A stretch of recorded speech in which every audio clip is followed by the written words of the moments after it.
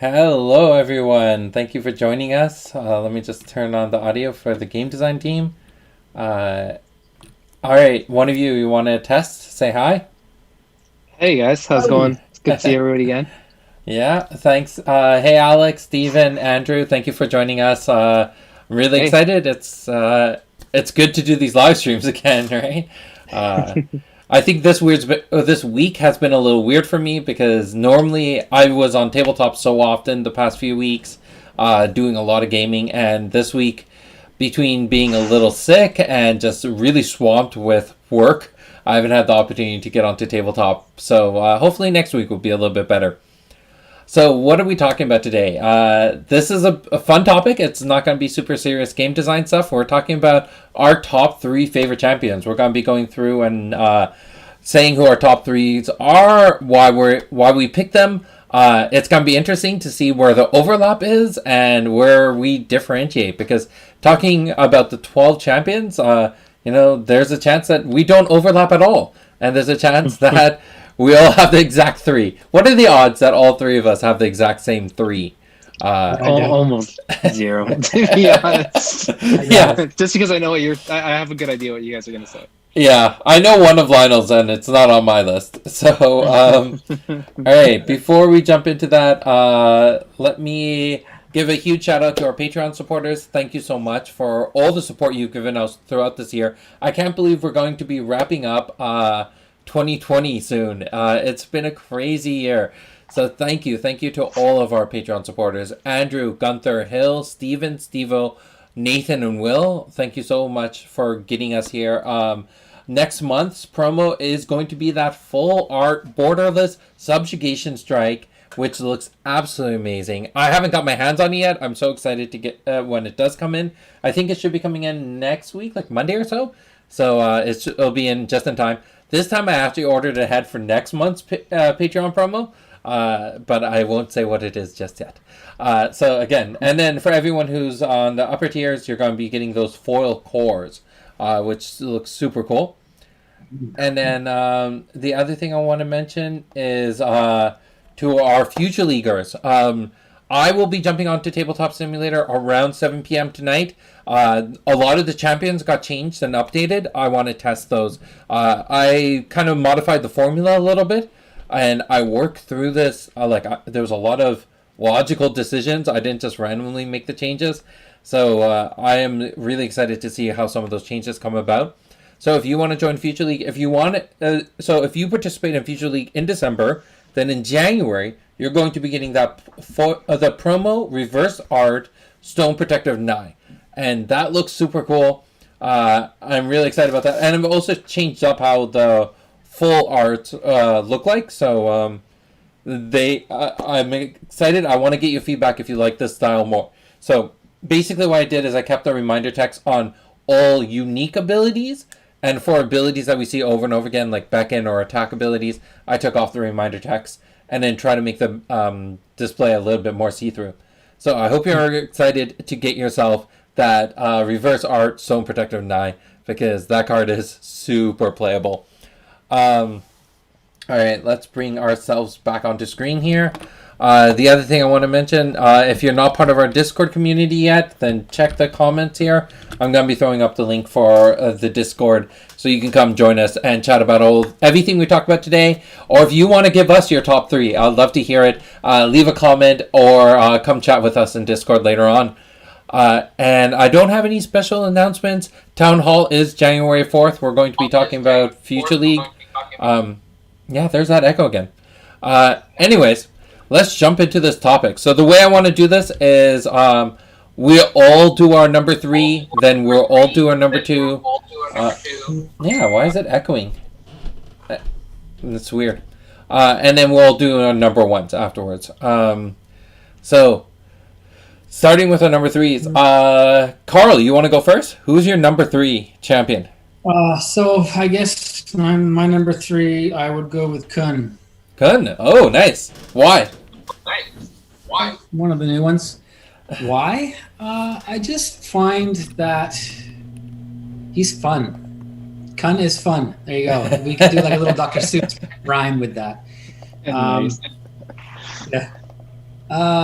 Just that dash ability, and then the cards that he has available, things like, well, I mean, smoke bomb. So you could go behind someone and then in front of them, and you could, move all around. Yeah, I've made a couple of decks for him, and I just like how they play. But the main reason would be fun. Yeah. Mm. I definitely. He has a lot of good things in his kit too, for sure. Yeah. I've been looking at a lot of different ways to play with him. I love him with walls. He's definitely really interesting. And I actually, with the Future League cards, I actually made a control deck with Kun, which I'm really, really excited to test out. So, are you gonna bring that today? Yeah. I definitely want to play with it. I played against it. It doesn't work against Angels, but against almost every other deck type, it works, and it's kind of awesome that it works. So, yeah, Kun, number 3 for Carl there. Yeah. All right. So, Lionel, what is your number 3? My number 3, it's pretty close to the number 2, but Core. Core is my number 3 right now. And mainly because of like fun reasons and flavor wise. I think he's really cool. I really like Core's story with being a fiend that turns into to become sentient and becomes a champion essentially. Way more to it, but in a nutshell, that's what it is. But yeah, also his colors are ones that I really enjoy. Axon not so much, but Chaos definitely. And I feel like he'll slowly become like my second most played. But the decks that I've made with him, I've had a lot of fun. Yeah. So. Yeah. For me, the one thing I love about Core is it started off as a passion piece of Demyans, and I love the artwork so much. I was like, I want to turn this into a champion. That doesn't happen very often. So that was really cool. Yeah, Core did not make my list, which is makes me a little sad when I look on it. But yeah, anything on your I had a hard Core? time deciding between Kun and Core, but I did eventually just go with Kun. That's interesting. Yeah, I like Core as well. All right, honorable mentions, I guess. Yeah, honorable mentions. Oh, I'm terrible with honorable mentions. When Alex and I did our top 10 Thymos list, I had like 8 honorable mentions. I almost had as many honorable mentions as cards in my list. I'm just really bad at that. So my number 3 is going to be Idris. And the reason behind this is, one, Idris being one of the earliest champions designed in the game. She started off as, I think, of the original 3 champions that we beta tested the game with, Idris is the only one who kept her name, because it was Fable, Oni, and Idris, and then Oni just got cut from the game, more or less, and Fable turned into Malik. So Idris stayed herself. She was the most meta relevant in the early days, which was super cool to see. Even now, she breaks a lot of rules of game design, and the artwork for her has always been really cool. So there's just a lot of love for that champion, and the stories that Carl wrote. Carl did such a good job writing for her. So everything just kind of comes together and creates a really, really exciting champion to play with. All right, for everyone who's watching, what's your number 3? I'd love to hear. There's a bunch of people watching. I know Andrew put up his list. Andrew, you said Kendra, Raha, and Idris. What order is that? Is Kendra number 1 or is Idris number 1? Yeah, let us know. But you know my number 3, Idris. Carl, I know you played with Idris a lot in the earlier times, right? I did. Yeah? Yeah, that's why she is on my list. Nice. All right, well then, let's go to your number 2. I would say Idris is my number 2. You stole it. Nice. All right. So what's your reasoning for that? Well, there'd be a few reasons. So on the weekend of the SkyCon, when I met you guys, I got an extra Death's Companion, And so because I preferred her over Malik, I was making decks for her rather than Raha. And I just really fell in love with what she could do. And so I did play her a lot in the beginning. And I can't remember if I think I, in one of the tournaments early on, maybe I got second. I can't remember. I know I did really well with her. And then, of course, with the stories, for whatever reason, I was just able to really get into her head. And yeah. It was really interesting diving into that character, and so it's nice to be able to have that in, like, to juxtapose that with the actual playability of her, right? So she's big for me. I really like how she's integrated into the story. Like, she's such a big part in. I mean, all the champions are, but she's a really big part in it.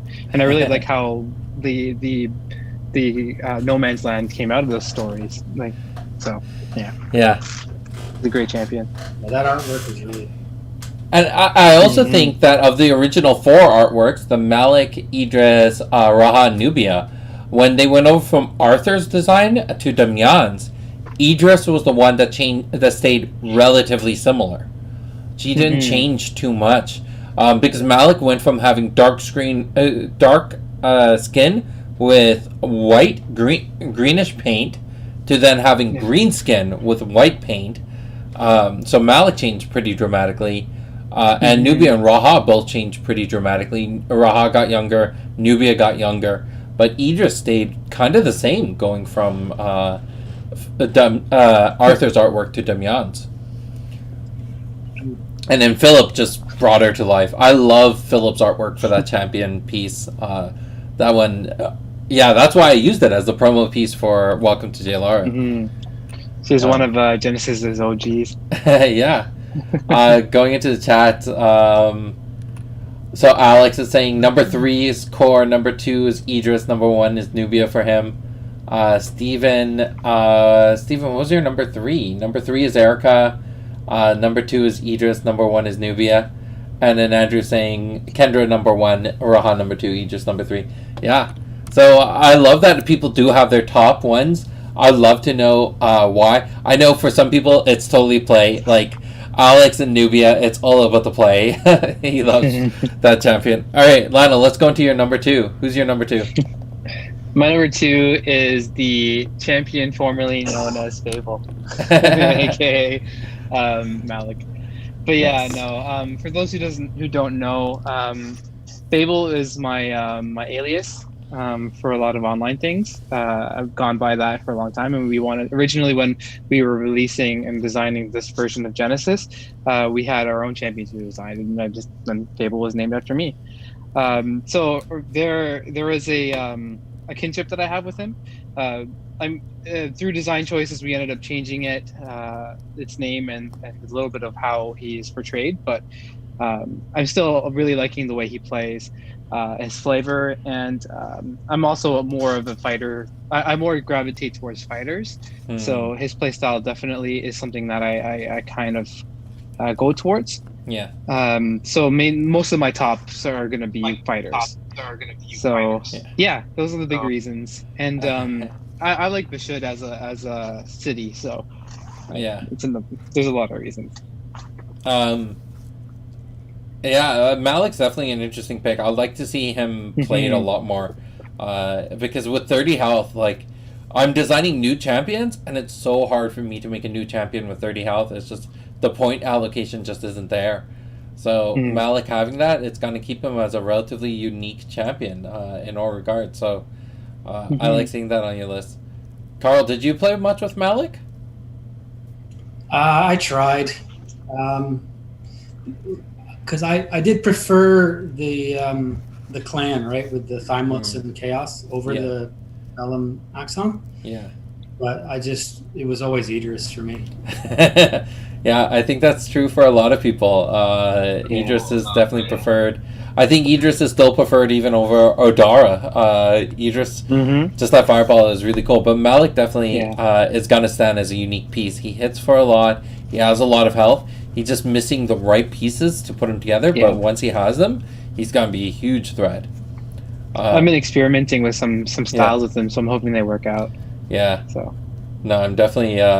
Yeah, that's a cool pick. I didn't expect that on your list, to be honest. Knowing you as well as I do, I did not expect that to show up. So that was kind of cool. I definitely Core makes sense. I'm pretty sure I know who your number one is. So all right. So my number 2 is going to be Long. Starting off as a champion that I did not play with much at all. And when was it? It was when we were designing him and we were getting him ready to print and be ready and accessible for the community. At that point, I was like, no, I never see myself playing with Long. But it was just the fact that no one could make a good Long deck. And I took on that challenge being like, oh, if no one can do it, then let's see if I can do it. And it came together fairly well. The missing piece at that time was Sky. Once you had Sky down and you could hear him, he just was so devastating. And that's part of the reason why I love Zambert Dragon now. It's that affinity towards Sky. And then Long, I think during Welcome to Jalar, Long wasn't as playable. But once Raze came out, the Nizu really changed things for him. And now he's super playable. And very, very powerful. I hope someone plays him tomorrow in the tournament. Yeah. But that's my number 2. Yeah, no. I kind of guessed your number 2 was going to be Long. Like, because I remember you taking him out from, like, not a very relevant champion to being relevant. So, yeah. That's pretty cool. I'm still the only one who really plays him. Like, in the championship and the circuit, no one played Long. And I was like, I was really surprised. But that's okay. He'll rock the tournament scene one day. Just watch it. It might be a long time from now. Hey. Oh yeah. Also, the amount of puns that are in some of the flavor texts is ridiculous. There's so many puns. Long is good for that. All right. Let's keep in cycle. Carl, you want to give us your number 1? Well, we just talked about him. Long is my favorite. Oh yeah. I like how my number 3 was your number 2 and my number 2 was your number 1. That's hilarious. Put him up on screen for a few seconds there again. So what's your reasoning behind that? Why is Long your number 1? I just really liked him. So when I first came in, he wasn't printed, right? No. Yeah. I was proofreading, I think, and I remember seeing that Fong had the fire attack, but he was half dragon, and I thought you'd mixed up the two, right? So I remember having that conversation. And then when I found out his story and what he was, I gravitated towards that. And then once I saw him, I was like, yeah, if I was to pick any of these characters to do cosplay in, it's totally going to be Long. Nice. Yeah. Wasn't the decks? Sorry? I was going to say, weren't you planning to do the cosplay for Anime North this year? But then, yeah. Like so my cousin makes costumes. Yeah. So that's on hold still. But maybe one day. Yes. But yeah, playing with him, it's tough, right? Like to make him work, but I've got a pretty neat system that I play. He's my favorite deck that I have. Yeah. So, a lot of healing fires and creatures with range attack. And yeah, I think he's definitely a great hidden gem. I think if you play with him right, he becomes very, very devastating. He's probably the only champion in my top list. I mean, like, yeah, out of all the champions in my top list, I picked him mainly because of play. Like, I just love playing with him more than anything. His storyline's really cool. I love the dynamic, and like you mentioned, there was definitely having that twist of having Fong with the fire damage and Long being part dragon, having holy damage, and what does this mean for the world? So, yeah, I'm glad that Long made it on too. Someone's number 1 because, yeah, he's such a good champion. Cool. All right. Pardon? What were you going to say? I totally agree. I think so. Yeah. Also, Ajna best faction. Yeah, because I Best know I'm guessing you're number one.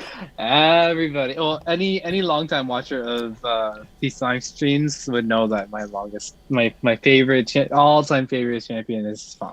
Yeah, Yeah. yeah. I've I had loved her from the the beginning. Yeah, I love her pieces. I love everything she's been a part of. Her story, like the Phoenix, is one of my favorite mythological creatures. She's a twin. I'm a twin. There's just so much, and I can keep on gushing about her. Yeah. I've also won a tournament with her. So That's right. like that was a long time ago, back when Genesis was first came out. But yeah, there's so many reasons to love her. I know that she isn't like insanely meta relevant right now, and I don't believe there has been a time where she has been. I'm hoping that'll change, but we'll see how the sets play out as the future keeps on, as we release more sets. Yeah. But I really think that she's really, really cool, and her ability to do Fire Shield anywhere on the board is not on par with Idris's Fireball, but they're the only two champions that have unbounded abilities. So that definitely is something that like is even nicer for me. So I could keep on going on and on, but definitely 100% probably won't change. Fang is my favorite one. Yeah. Fang's definitely interesting. It's great to have that, both twins in number one positions right there. Yeah. That's hilarious. And I think, to be honest, like some of the stuff that's coming out in Future League that's making Thymos really, really strong as an affiliation can make Fang, like, give her the space she needs to really devastate. Yeah, for sure. So I'm excited to see what you can do if you were to make a Fang deck using Future League cards. I think you could make a really good Fang deck. So, yeah, cool. I really like encouraging new people to call her Fang. Just to bug you. Not very nice. No. Yeah, no. Oh, Carl. All right, so I'm actually curious, Lionel. Can you guess who my number one is? You should be able to. I would say Rain. I know what it is. Yeah. What's your guess, Carl? Rain. Yeah, it's Rain. Of course. Yeah. I know you always liked her as a kid. Oh, anyways, I'll let you talk about it. Yeah. So, I know you always liked her. In Origins, there was actually a champion who was very similar to Rain, but instead of having Living Shadows, which teleport you across the board, the idea was the champion themselves actually left the arena, and then at the beginning of the next round, they would appear somewhere along the border. So that's that idea of being able to teleport out and come back in was really cool. I like these champions that are very glass cannon, or like in any game. I like playing with characters that are more glass cannons but really, really heavy hitters. So the thing about Rain that was really cool, great awareness, great attack. Yeah, you don't have the health, but if you play with her right, she becomes really, really devastating. The big reason why I stopped playing with her was because there was the stigma around the OTKs. But to be honest, like, I'm probably gonna make myself a really good Rain deck, and that's gonna be the one that I when people are like, "Oh, I have a really great deck," I'm like, "All right, let's do this." And from knowing you from as long as I have, you've usually gravitated towards the darker style champion characters. Yeah. Like, so I mean, like her feel, I feel like it gravitates with you. Yeah. So yeah, see that. Rain's definitely an interesting champion. I like the darker stuff. Vampires always, but I feel like Rain would have been one of those champions that if I was on the outside looking in on the game, Rain would have been the one that I would have started with right away. Oh, for sure. And even from my experiences doing some of the conventions and showing up the game, a lot of people do gravitate towards choosing her. Yeah, she looks really, really cool. She's definitely one of the cooler looking champions, in my opinion. Do you remember when we were at EGLX giving out the promos? Nobody looks cooler than Fang. Yeah. I would save her to the end. I'd go through all the champions because they could pick a card, right? Yeah. And I'd say, this is the barbarian, this is this is that, and then at the end I go, and this is the demon assassin. They're like, oh, I want that one. yeah, definitely. Almost every time. Definitely. Yeah. Who's the second most? Do you have? I can't totally put my hand on who is second most. So I know Fang was definitely up there. Idris was up there. Nubia, sorry, number 2, because Nubia is more the classical high fantasy artwork style. Her clothing is very regal. Her poise, her demeanor is very like powerful, but beautiful in her own way. So there's just so much about her that people just gravitate towards, and that's why like. As a whole, she's just such a good champion. But did not make any of our top 3 lists. Or Raha. Yeah. Surprised. Yeah. That's true. Raha's pretty... It's funny because in the early days, I loved Raha, but that was because everyone was playing Scorpions, and Raha with Bolt Shot could just annihilate Scorpions. It's deadly, yeah. So, yeah, it's just... I think right now, Idris is more of a reminiscent thing. For me, Long was who I play with the most, and Rain is just the storyline behind her. Everything that I have planned for her is really, really cool. So I like her as a character a lot. Thus, why she was the focus of Chapter 1 for the game, for the story. Yeah, no, that was fun. It was a good exercise to go through it. I loved hearing what everyone's list is. So I would love to know, especially from like Alex and Steven, who have Nubia as their number 1. Why is Nubia your number 1? Andrew, why is Kendra your number 1? I'd love to hear from the community a bit on that. So, yeah, I think those are our top 3. Anything you guys want to add? No, it's more or less on the Nubia point. Like, I know she's a really strong champion, and she is definitely rather relevant. I think a part of the reason why she doesn't meet my my list is because like I don't find myself a great Axon player, and That's true. I usually gravitate towards champions that aren't as heavily played. Yeah. So, yeah. I also think it's very different being on the game design team looking in and being like, oh, since we're not playing in tournaments, we see the game a little bit differently. I love playing multiplayer, and multiplayer, Axon Chaos is the best. Like, they do so many random, like, gotcha moments. That it makes it so good. You in the middle of everybody. Like, your opponent comes to attack you, and then you Shadow Grasp another opponent's summon, and then lamps to slaughter with it.